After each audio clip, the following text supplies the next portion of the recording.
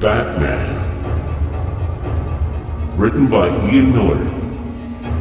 Based on a screenplay by Sam Hamm and Warren Starr.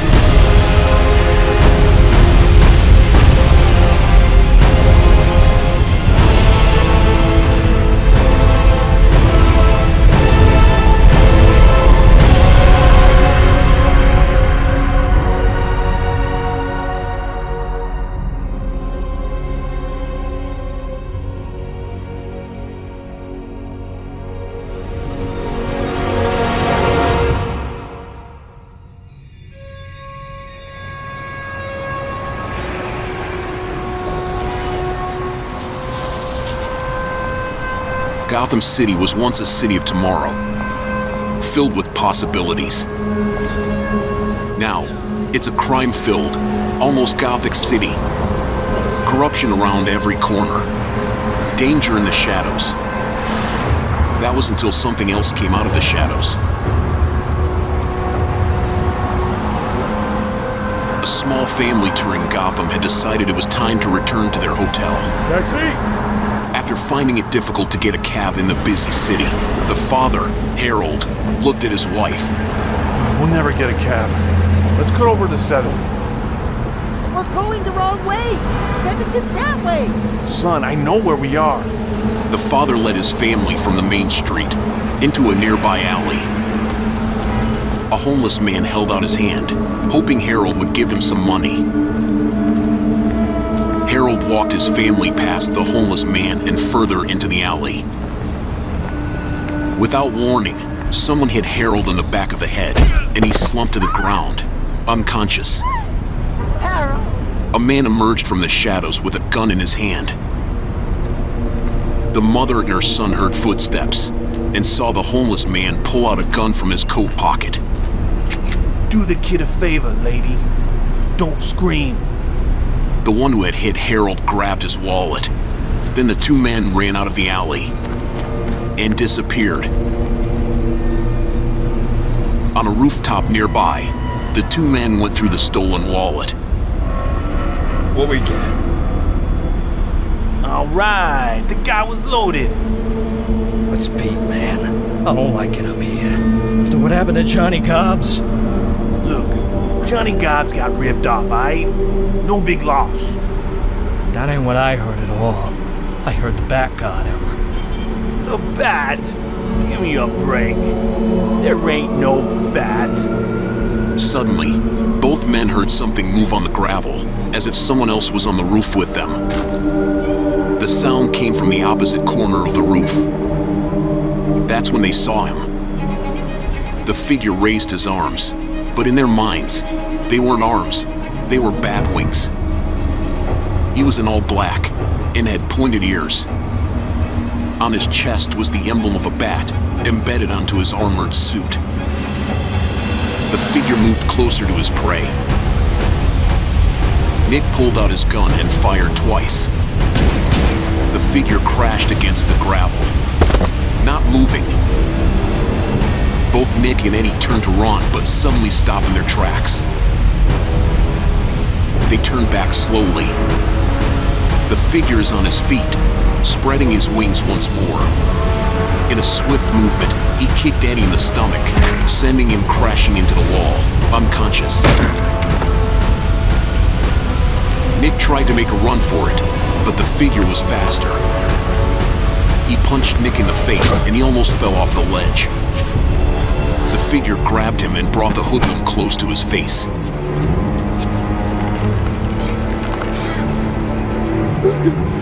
Please don't kill me. Don't kill me, man. Don't kill me. I'm not gonna kill you. I want you to tell all your friends about me. Who are you? I'm Batman. Batman threw the thug down onto the ground. He turned, spread his cape, and jumped off the ledge. Nick crawled over to the ledge and looked down. All he saw was the empty alley. Batman was gone.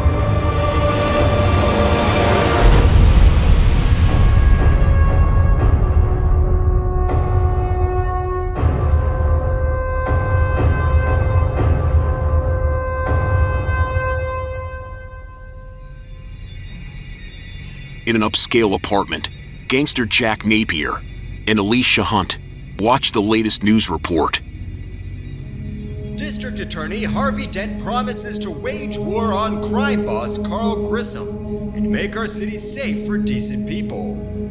Decent people shouldn't live here. They'd be happier someplace else. Alicia was actually Carl Grissom's girlfriend and was worried about Carl finding out that she was seeing Jack. Pretty tough talk about Carl. Don't worry about it, Alicia. If this clown could touch Grissom, I'd have killed him by now. If Grissom knew about us, he might kill you. Don't flatter yourself, Angel.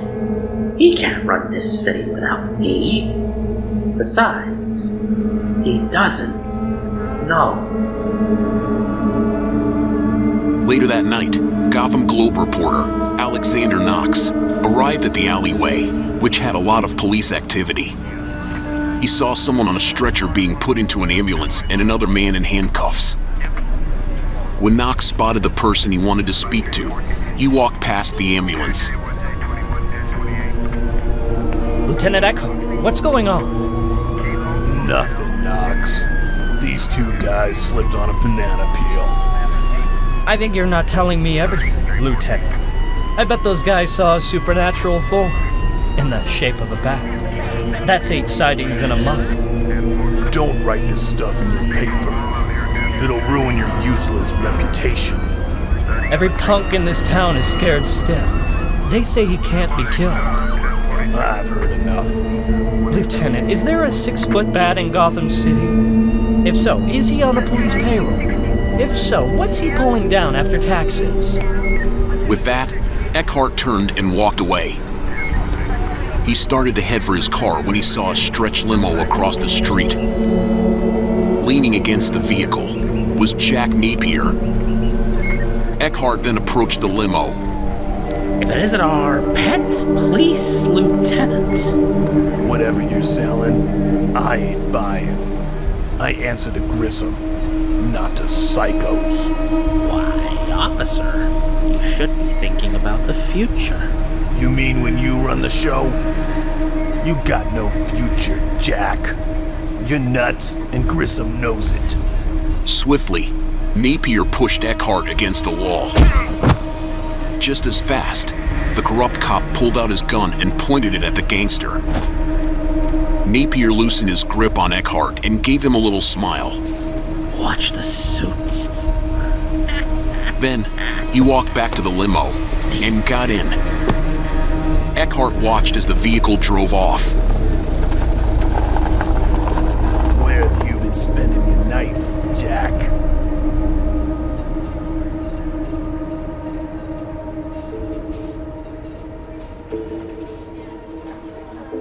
The next day at the Gotham Globe, Alexander Knox was writing up the previous night's events when a coworker called his name. Hey, Knox. There's someone here to see you. Knox looked up and saw a beautiful blonde woman approaching him. Hi, I'm Vicki Vale. The photographer, right? Vogue, Cosmo. I've seen your stuff. Actually, I've been in the Corto Maltese war zone. She showed Knox photos of the war zone. He was very impressed by her work. What are you doing here? I'm here to see some of the wildlife in Gotham City. Like what? Like bats. A picture of a guy in a bat suit catching criminals. Batman sweeps crime from Gotham. My photos, your words, Pulitzer Prize material. Right now, you're the only one that believes me. I need proof. Commissioner Gordon has a file. but I can't reach him. He'll be at Bruce Wayne's charity party, won't he? I'm not on the guest list. Vicki pulled out 2 tickets to the charity party and showed them to Knox. I am. Miss Vale, got a date? In a Gotham penthouse later that night, crime boss Carl Grissom slams a newspaper on his desk. On the front page is a picture of District Attorney Harvey Dent. The headline read, "Harvey Dent cracks down on crime bosses." Pulling himself together, he turns his attention to Jack Napier, who was playing with his lucky deck of cards. I want you to handle the operation at Access Chemicals personally, Jack. Carl, maybe we should get someone else to do it. The fumes in that place. Jack, it's an important job. If the DA gets his hands on our record books, we're finished. I need someone I can trust. Jack pulled up another playing card and frowned. It was a joker. He got up and looked at Grissom. Okay, I'll handle it. With your luck, it should be easy. With that, Napier put on his hat and coat and left. My friend, your luck is about to change.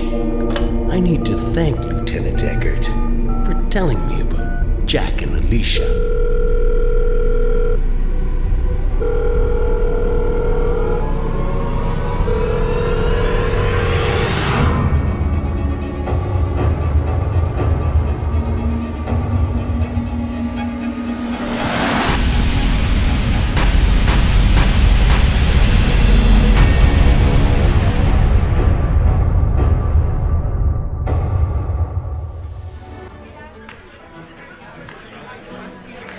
The charity benefit at Wayne Manor was in full swing. Most of Gotham's socialites were there. Alexander Knox and Vicki Vale skimmed the large living room to see who had made it to the party. The mayor was talking to Harvey Dent over at a craps table. That was when Knox had spotted Police Commissioner James Gordon, also at the craps table. He and Vicki walked over. Good evening, Commissioner Gordon. Alexander Knox, and this is Vicki Vale. We're both from Gotham Globe. I heard a crazy rumor that you've opened a file on the Batman. Is that true, Commissioner? There is no Bat. If there were, we would find him. We would arrest him. That's what I always hear, Commissioner. Come on, be straight with me. Please, Mr. Knox, enjoy the party. Go look at Wayne's weapons collection or something. Vicki led Knox to a large room that was filled with rows with a wide array of warrior armor from different countries and time periods. Look at this stuff. Who is this guy, Wayne? He gives to humanitarian causes and collects all this. Vicki looked at one armor in particular. Where'd this come from? Oh, it's, Japanese. They turned to see the smiling face of Bruce Wayne. Knox reached out and shook the billionaire's hand. So you're Bruce Wayne, Alexander Knox? The Globe. I've read your work. I like it. And I'm Vicki Vale. I've seen your photographs. You've got an extraordinary eye. Some people think she has too. This is an amazing house. Before Vicki could finish her thought, an older man came into the room. This was Bruce Wayne's butler, Alfred Pennyworth. Sir, Commissioner Gordon was compelled to leave. Thank you, Alfred. Very unexpectedly, sir. Oh, yes. Thank you, Alfred. Will you two excuse me? With that, Bruce and Alfred left, leaving Knox and Vicki looking at the huge mirror in the room. What they didn't know was that behind the mirror was a camera recording them. Below the manor was a bat cave. In the cave was a whole bank of computer monitors. Bruce sat in front of the monitors and watched Alexander Knox and Vicki Vale for another moment before turning his attention to the camera footage that he needed to see. It was footage of Commissioner Gordon talking to one of his officers. Just got an anonymous tip. Jack Napier's cleaning out Axis chemicals. Good lord, if we could get our hands on him, we'd have Grissom. Bruce loosened his tie and walked towards the vault where a suit was waiting for him. It was a bat suit. Bruce Wayne was Batman.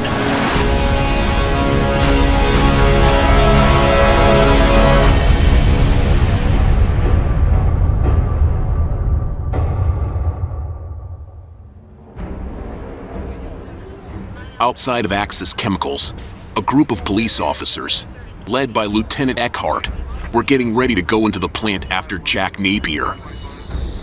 Inside, Napier's thugs were going through the filing cabinets, while Napier watched as a safecracker was working on the office safe with a blowtorch.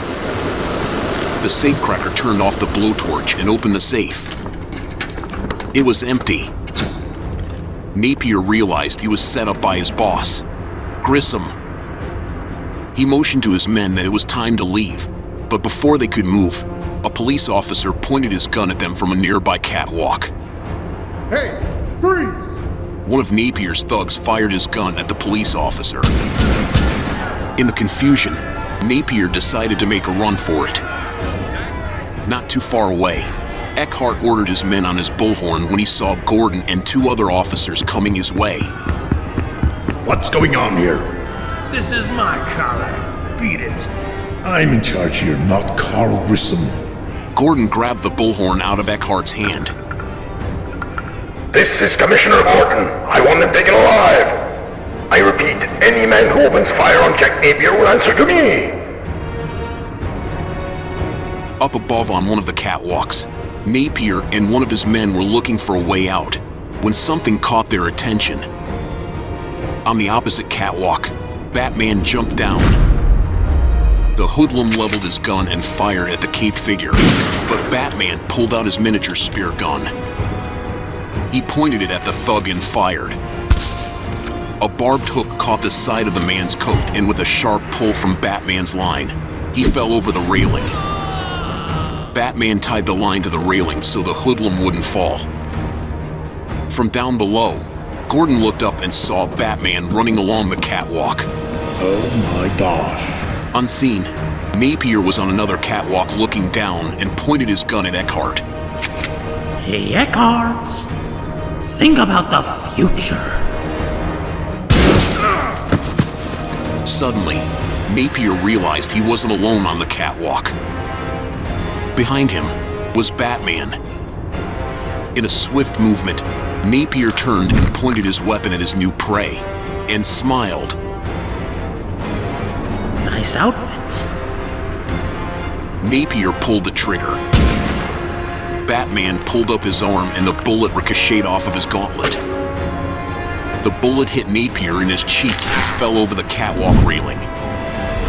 At the last second, he grabbed the railing. Batman reached for his hand, but Napier's grip on the railing slipped, and he fell into a vat of chemicals below. Gordon and two officers climbed up the catwalk, guns pointed at Batman. Hold it right there! As Batman raised his hands, he threw two smoke capsules, which exploded on impact. Smoke filled the catwalk. Using the distraction, Batman fired his grapple gun at an open skylight window and propelled himself upward. The smoke cleared and Gordon saw Batman was gone. Who's this guy? I don't know, but until we can find out, keep a lead on it.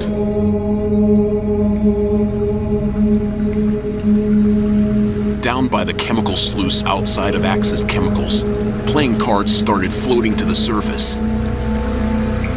Suddenly, a bone-white hand broke the surface. Jack Napier was still alive.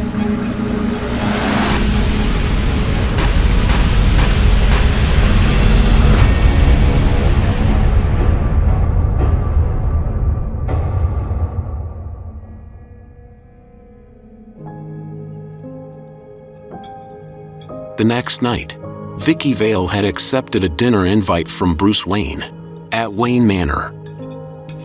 They were both quite taken by each other. They sat and ate in the dining room at the long table. I'm flattered that you asked me to dinner, Bruce. Could you pass the salt? Sure.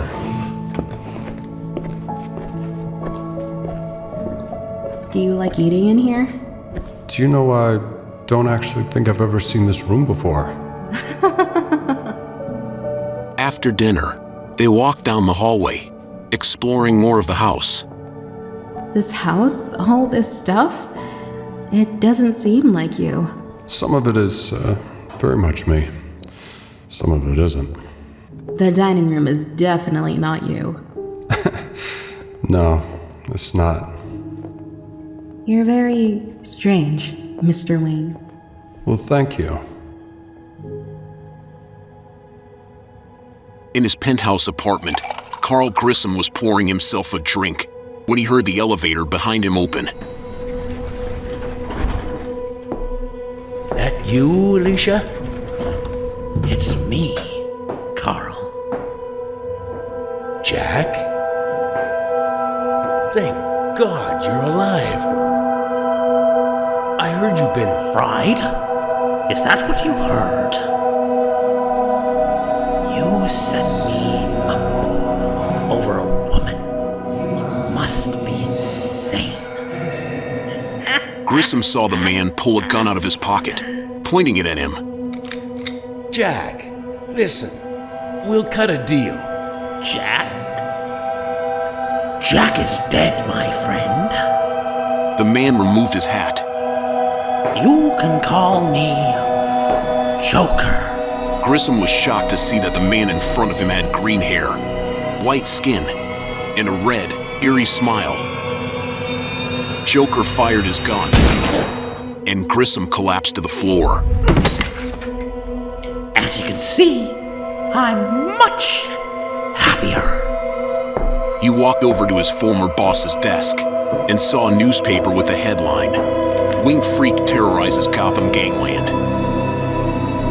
Watch it, Batman. Wait till they get a load of me.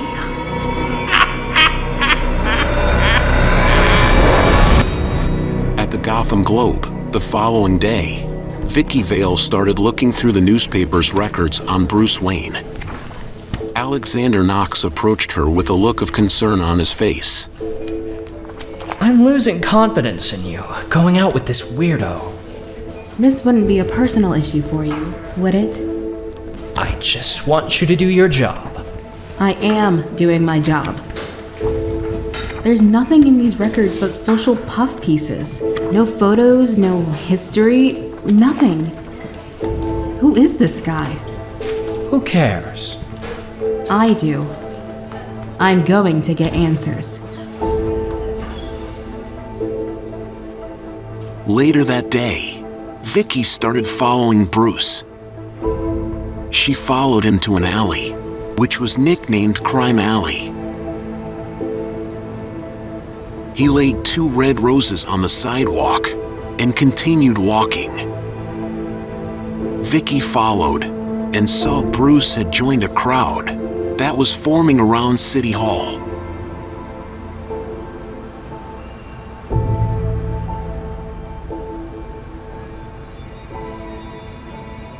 Mr. Grissom asked me, as a personal favor, to take over his business until he returned from a long vacation. It's perfectly legitimate.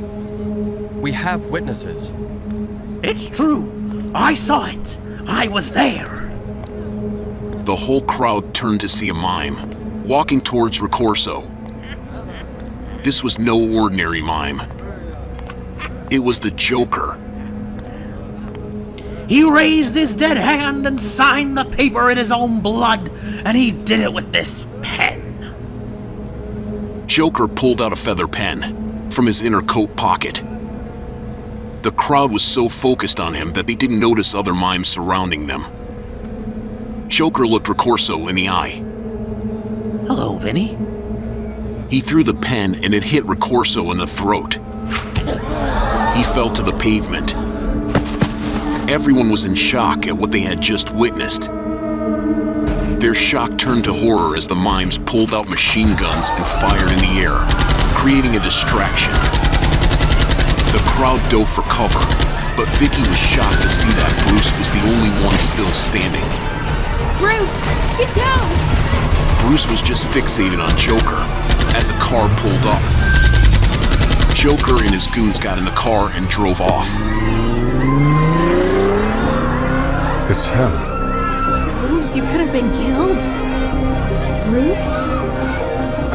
I'm sorry. I have to go. With that, Bruce walked away, leaving Vicki standing there, trying to understand what just happened. At Axis Chemicals, the Joker and his second in command, Bob, were watching a news report on what happened at City Hall. When a news reporter asked the mayor if Batman was a mob enforcer, Joker was angered that the news was talking about a man in a costume. Batman! Batman! Can somebody tell me what kind of a world we live in where a man dressed as a bat gets my airtime? He looked back at Bob for a second and then turned his attention back to the news report. When the camera panned to Vicki Vale, Joker's jaw dropped as he was taken back by her beauty.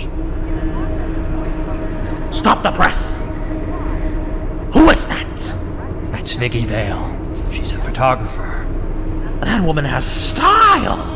She's dating some guy named Wayne. A lovely woman like that. She's about to trade up. I'm gonna get me a new girlfriend, Bobby. After all, I need one. It's sad about Alicia, that accident, isn't it?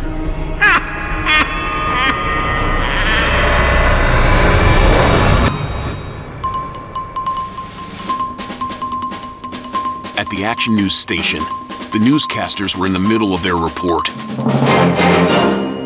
Good evening. 2 more deaths from the mysterious laughing sickness were reported today, bringing the total to 14. The cause of the deaths could be a violent allergic reaction, but authorities have not ruled anything out. Peter? Plans continue for the city's 200th birthday celebration as Mayor Borg announced the unveiling of a new statue of the city's founder. Becky?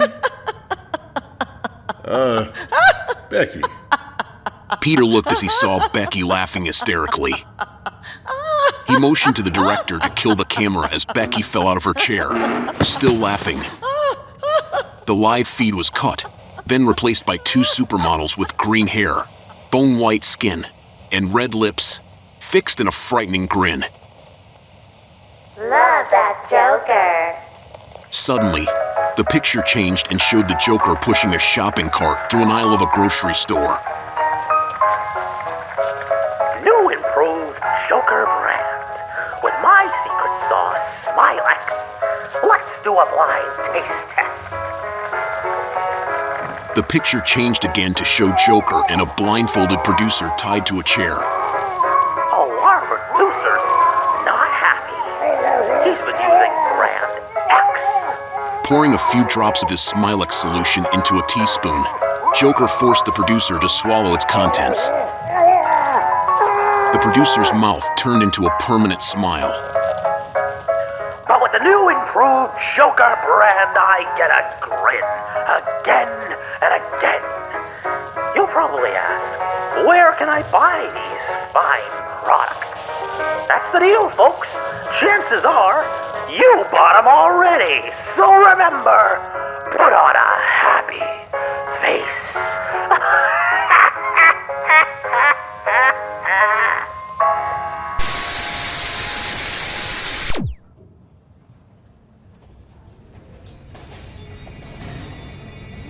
Later that night, Vicki Vale had arrived at the Flugelheim Museum for a date with Bruce Wayne.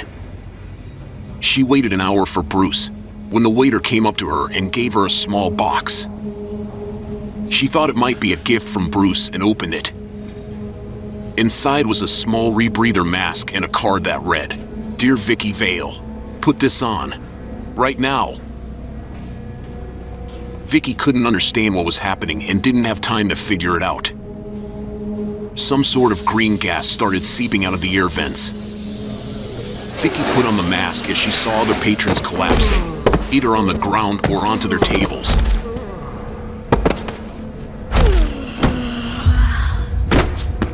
A few minutes later, the gas cleared and the museum's main doors opened. The Joker entered, with a few of his goons following him. Gentlemen, let's broaden our minds. He made his way towards Vicki's table, who was still wearing her mask. I think it's safe to take that mask off now. You're beautiful. Thank you. I know you expected that billionaire Wayne, but I hope you won't be disappointed because I was the one who invited you here. Let me tell you about myself. I do what others dream of. I do art till somebody dies. I'm the world's first fully functioning homicidal artist. What do you want? My face on the $1 bill. You must be joking. Do I look like I'm joking? What do you want from me? A little song, a little dance. Batman's head on a lance. Just then, the skylight shattered over their heads and a caped shadow glided to the floor. Joker found himself face to face with Batman. The Caped Crusader grabbed Vicki and pointed his steel gauntlet at the Joker. Batman fired the gauntlet. It split into two, sending two metal spikes on wires, embedding themselves in walls on both sides of the atrium, creating an escape wire. Joker looked in shock as Batman and Vicki swooped past over the goons' heads and straight through the arched doorway. Where does he get these wonderful toys? Outside the museum, Batman threw two smoke bombs back into the entrance, covering their escape. Then, he turned his attention to Vicki. Get in the car. What car? Vicki looked around and saw a black, sleek, futuristic car parked along the side alley. They both ran to it and the Batmobile's door whooshed open. Both of them climbed in. The Batmobile barreled out of the alley and zoomed off into the night.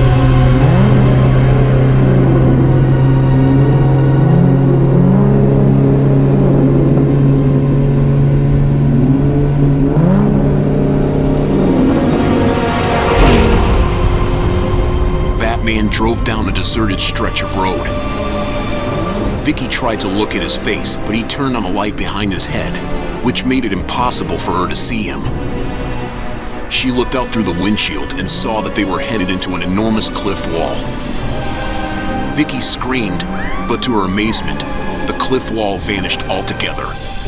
It's not a real stone, Miss Vale. It's a hologram. I'm glad.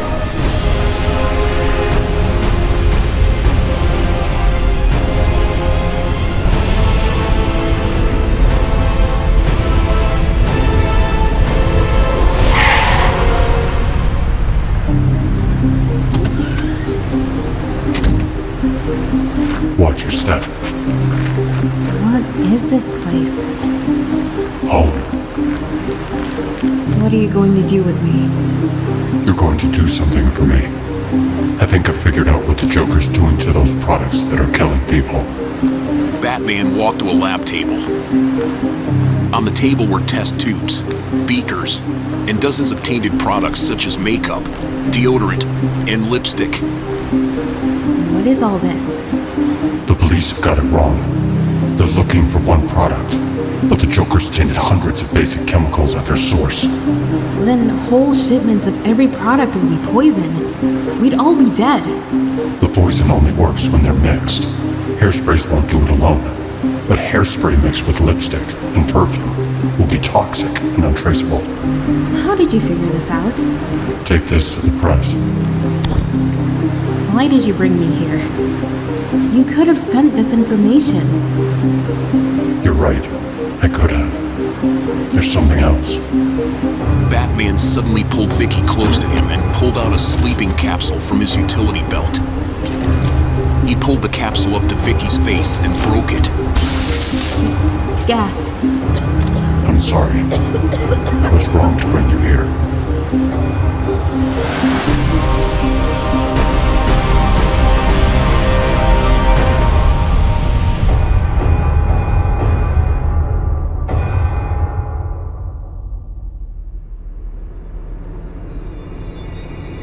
The next morning, from his Axis Chemicals hideout, the Joker watched the news report on his television. Avoid the following combinations: deodorants with baby powder, hairspray, and shampoo. Safe products are flying in as Gotham City goes on a forced fast. And all of Gotham is wondering what to make of Batman, friend or foe.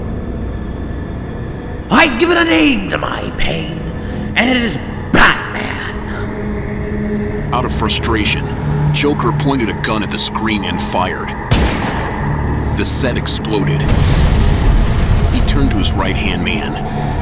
Bob, you gotta possess strength to inflict greater pain. We got a bat to kill, and I want to clean my claws.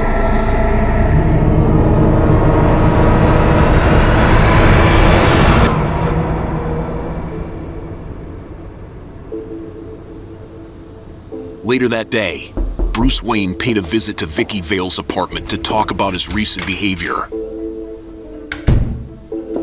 I came here to clear things up. Who do you think I am? I called you and called you. Look, will you just give me a chance to explain something? People have different sides to them. A whole other life they have to lead.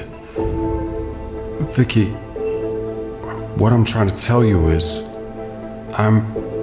Before Bruce could finish his thought, the front door burst open, and the Joker entered the apartment, his thugs in tow. Knock! Miss me? Bruce used Joker's entrance and rushed into the living room.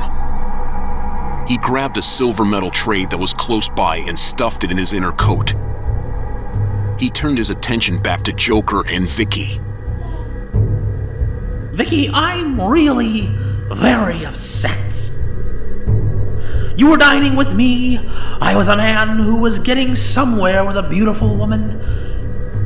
And all of a sudden, you take off with that sideshow phony. Joker then noticed that Bruce was in the room with them. Well, Miss Vale, that a rooster in the henhouse? Take thy beacon out my heart. You're Bruce Wayne, isn't it? I know who you really are. Let me tell you about this guy I know, Jack. Bad seed, coward, mean, hurt people. I like him already. Bruce walked over to the fireplace and secretly picked up the fire pick.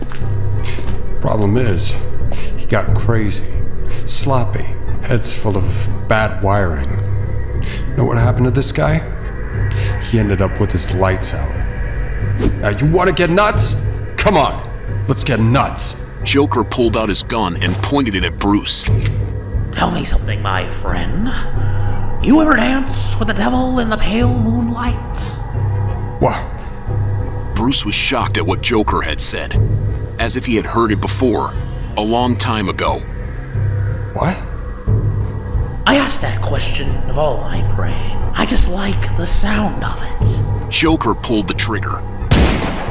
Bruce collapsed to the floor without a sound. Joker turned his attention back to Vicki and motioned to his goons it was time to leave. Without looking at the late Bruce Wayne, Joker had the last word. Never mess with another man's rhubarb. Vicki, why is it every time we get comfy, there's always someone who gets in our way? I'm only laughing on the outside, my smile is just skin deep. If you could only see inside, I'm really crying. You might join me for a weep. Joker turned and left. Vicki ran back to the living room to see what she could do to help Bruce. but Bruce was already gone. Bruce? She couldn't understand how Bruce was alive until she looked and saw her silver metal tray.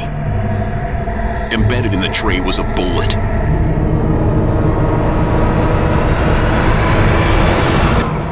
Later at the Gotham Globe, Vicki told Alexander Knox what had happened in her apartment. Knox brought her into a microfilm room. I think your friend Bruce is pretty messed up, Vicki.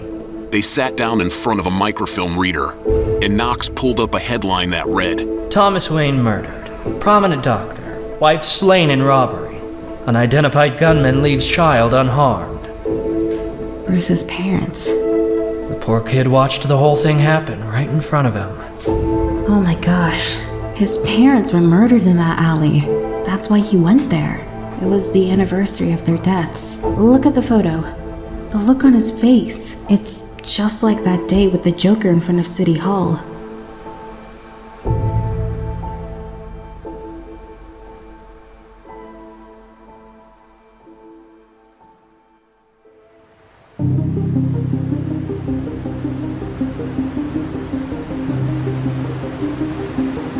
Meanwhile, in the Batcave, Bruce Wayne sat in front of the computer monitors, but not really paying attention to anything.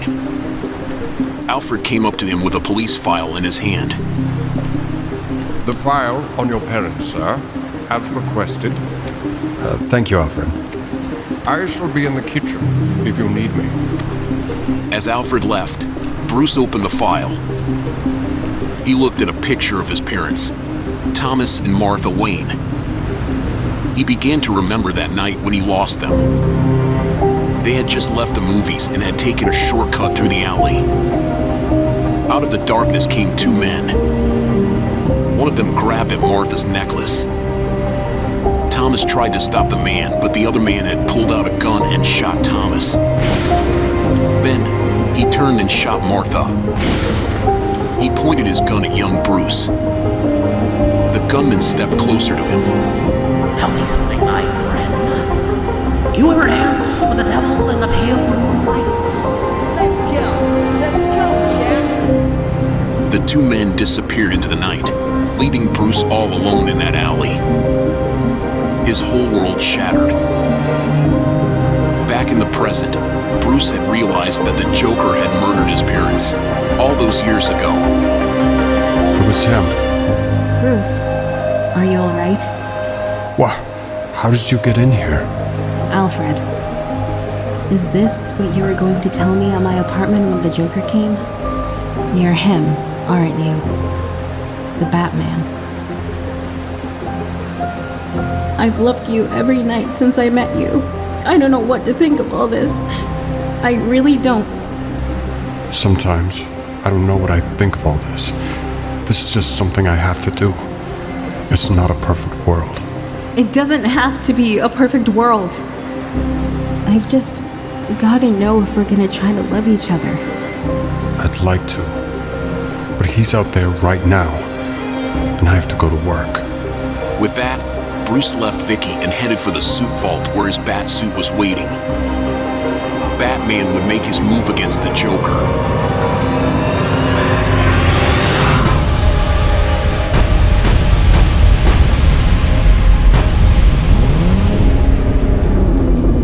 At Axis Chemicals, two of the Joker's thugs stood guard outside the main gate.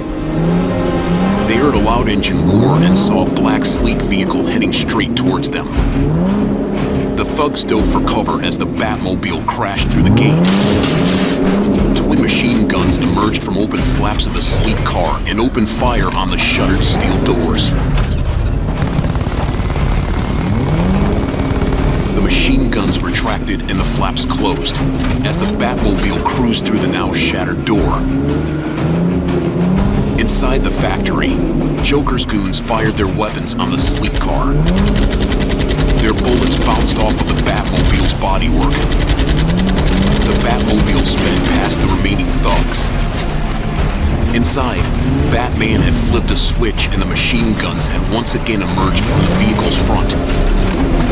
He fired the guns at the two flammable containers. The containers exploded as Batman drove his car through the flames and back out through the main entrance.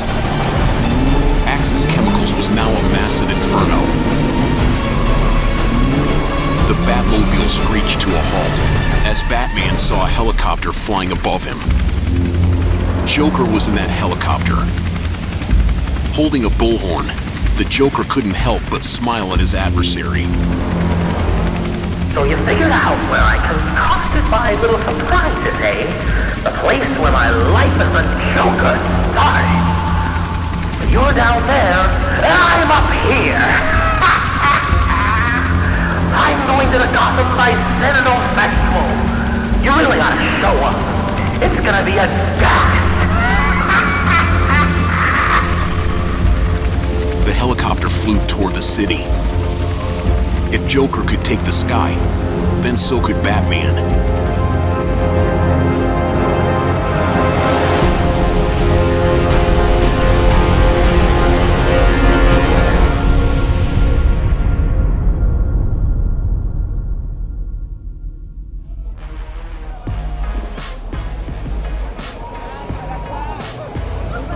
In Gotham Square, the festival was in full swing. Most of Gotham were there celebrating. Huge balloons populated the parade. In the lead float, that was a large birthday cake, was the Joker. He began throwing hundreds of dollar bills at the crowd.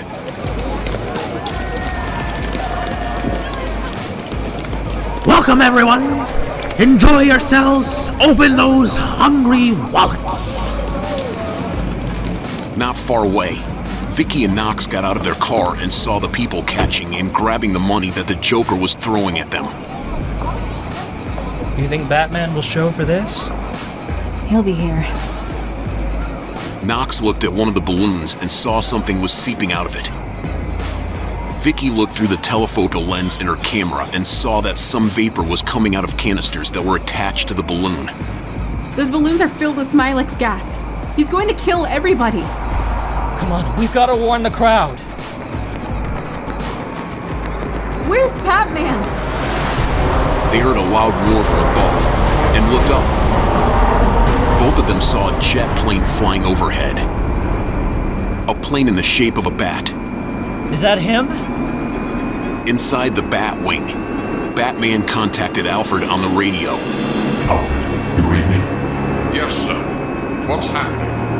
Most of the crowd hasn't seen the gas or its effects. They're still looking at the bills. On the ground below, the people were still picking up the dollar bills until they discovered that the face on the bill was the Joker's. It was fake money. Joker felt it was time for the party to end and pulled a gas mask and a remote control from his coat pocket. Now comes the part where I relieve you little people of the burden of your failed lives. But, as my plastic surgeon always said, when you gotta go with a smile. Joker put on his gas mask and hit the switch on the remote control. Smilex gas started leaking from all the other balloons. Batman banked the Batwing toward Gotham Square. He flipped a switch on his control panel. From under the front of the cockpit, a cable catcher and cutter slid out to protrude in front of the Batwing. Batman guided the Batwing under the balloons. The cable catcher and cutter caught the ropes securing the balloons. He closed the catcher and started to bank the Batwing higher into the air, pulling the balloons away from the city. When he was at a safe distance, Batman flipped another switch, and the cutter blades sliced the ropes, releasing the balloons into the night sky. The Batwing turned and dove back towards the city.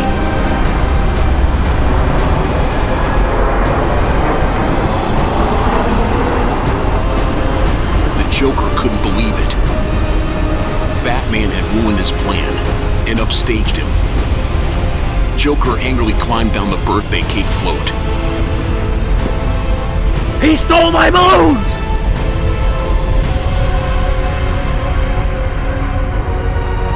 In the confusion, the citizens started running away.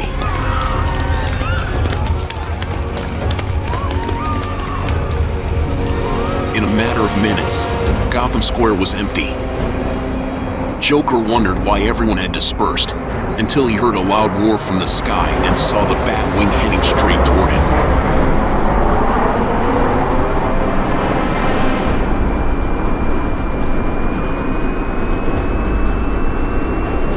Come on, you winged freak! Come to me!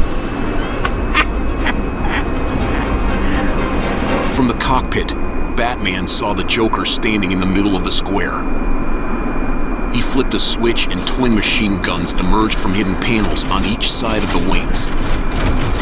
He took careful aim and fired. Bullets bounced off of the pavement around Joker, missing him, perhaps on purpose. Joker didn't waste any time and pulled a long-barrel revolver from his inner coat pocket. He took careful aim and fired at the approaching Batwing.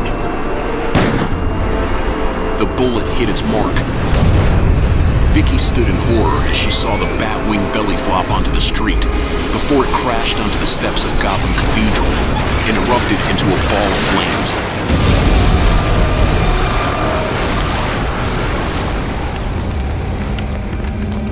Vicki ran toward the wreckage on the cathedral steps. She couldn't really see anything through the flames except twisted metal and the remains of the cockpit. Her heart sank when she felt the cold steel of a pistol pressed against her head. Vicki turned slowly and saw that it was the Joker. Looks like I might get you to church on time. He pulled out a handheld radio from his pocket and radioed his men from the helicopter. Transformation for 2 at the top of Gotham City Cathedral in 5 minutes. Roger, boy. Joker looked up at the tall cathedral. They would need a little more time to climb to the top. Better make it 10. Joker motioned Vicki to start heading inside the cathedral. As they entered, Batman pushed the damaged wing off of him and slowly got to his feet. Though he was hurt, there was no time to rest. He started heading inside to find the Joker and Vicki. The church was empty, but Batman figured they were heading up the stairs to the bell tower. Out of exhaustion, he leaned against the church pews and they fell one by one to the ground.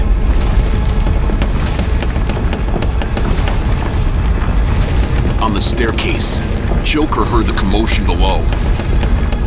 It was now apparent that Batman survived the crash. He motioned Vicki to keep climbing until they reached a trapdoor set in the ceiling directly above the stairs. Joker and Vicki emerged through the trapdoor and discovered they were in the bell tower. To the right of the door were 2 huge bells, which must have weighed 50 tons each. The larger of the 2 bells sat on rocker beds above the staircase. There's nowhere else to run. I'm through running. Joker casually squirted one of the holding pins on the large bell with his acid flower. The bell broke free and descended from the tower to the staircase. Batman had flattened himself against the wall as the bell plummeted past him, bringing pieces of the staircase with it. The bell crashed to the staircase entrance, completely blocking Commissioner Gordon and his men, who had just arrived at the cathedral. There was no way they could get up to the bell tower. Gordon turned to one of his officers. I want searchlights aimed at the bell tower. And see if you can get police helicopter out here. I'll do what I can, sir, but it may take a while.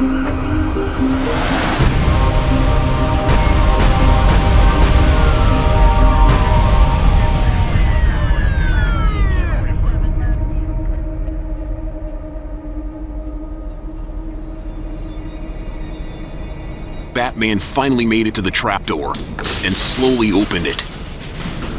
There was no sign of the Joker or Vicki. He climbed up and looked around.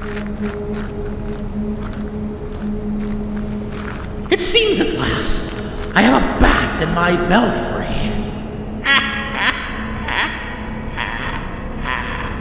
Suddenly, two of the Joker's thugs jumped out of the shadows. Batman began to battle the thugs, quickly knocking them unconscious. They were no match for him. A third Joker thug emerged from behind the other bell. This one swung a rope with a heavy steel pulley tied to one end at Batman. As Batman ducked, the pulley had just missed him and hit the stone wall behind him. For the first time, he noticed Joker and Vicki were dancing a waltz. Batman had to finish this fight and save Vicki from the Joker's clutches. He kicked the thug in the stomach, which sent him hitting the back of his head against the bell, and he slumped to the floor. All the while, Joker continued his dance with Vicki. It's as though we were made for each other, Vicki. Beauty and the Beast. Of course, if anyone calls you Beast, I'll end them. Excuse me. Have you ever danced with the devil by the pale moonlight? Batman hit the Joker in the jaw. You are not gonna walk away from this. You idiots! You made me, remember? You dropped me into that vat of chemicals. That was pretty hard to get over. Don't think I didn't try. I know you did. The Caped Crusader delivered an uppercut punch, which sent the Joker out onto the balcony. You killed my parents. What? What are you talking about? I made you, but you made me first. Joker slowly walked backward to the edge of the balcony. I say you made me, you have to say I made you. How childish can you get? The villain pulled out a pair of glasses and put them on. You wouldn't hit a guy with glasses, would you? Batman delivered a roundhouse punch that sent the Joker over the edge of the balcony. Both he and Vicki looked down. Suddenly, Joker pulled both of them over the edge and they grabbed onto one of the gargoyles. Joker couldn't help but smile at the sight of Batman and Vicki dangling over 800 feet, holding onto a cracked gargoyle. He began kicking the already cracked structure, and it started to break. They don't make them like they used to. A gust of wind tore at Batman and Vicki. It was the downdraft of Joker's helicopter. A rope ladder popped from the belly of the helicopter and uncoiled down to the Joker. He grabbed the bottom and looked back at Batman and Vicki. Well, it's time to retire. Feel free to drop it. Batman couldn't let Joker get away. Not this time. While still holding onto the gargoyle, he freed one of his hands, reached into his belt and pulled a small grappling gun. He lifted the small gun and squeezed the trigger. A thin metal line shot out and whipped around the Joker's ankles. Batman managed to tie the near end of the line around another gargoyle and secured it. Joker's eyes widened as he saw what Batman had done, but before he yelled up to the helicopter, the gargoyle broke free and hung from the Joker's ankles, like a pendulum. The weight of the gargoyle was too much for Joker, and he let go of the rope ladder. As he fell, the gargoyle collided with the one that Batman and Vicki were holding onto, and all three of them fell. Batman grabbed a hold of Vicki and fired his grappling gun sideways. The grappling hook wrapped around one of the lower gargoyles. Batman and Vicki swung and crashed into one of the cathedral's windows. He took the brunt of the crash, but he had to be sure Vicki wasn't hurt. Are you alright? I think so. I don't think the same can be said for the Joker. On the ground below laid the Joker, lifeless. His reign of crime was over.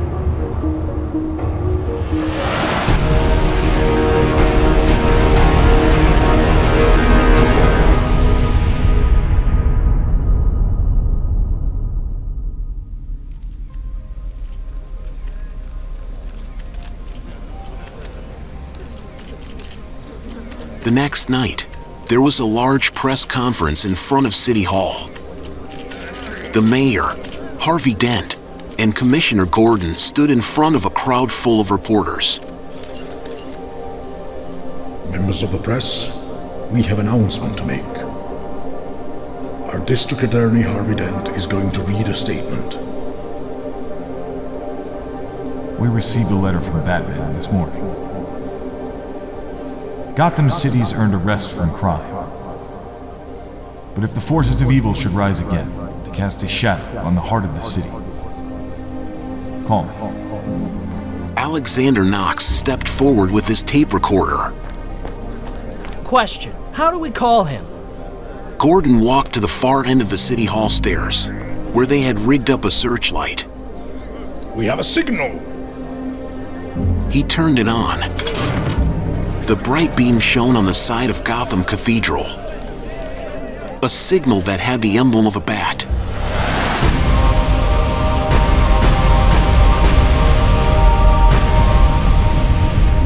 Knox had noticed Vicki Vale also in the crowd. He walked toward her. Vicki, aren't you covering this press conference? No, I'm gonna disappear for a while. What about the Pulitzer Prize? You get that for me, Allie. Without warning, Vicki gave Knox a kiss. She smiled at him and started walking away. What about your picture with Batman? Take care, Allie. Vicki walked around the corner and noticed Alfred standing there, in front of the family Rolls-Royce. He opened the rear door for her. I thought champagne might be in order, Miss Vale. Thank you, Alfred. They both got in and he turned back to her. Mr. Wayne said to tell you he'd be a bit late. I'm not a bit surprised. Alfred smiled as he drove the car through the streets of Gotham.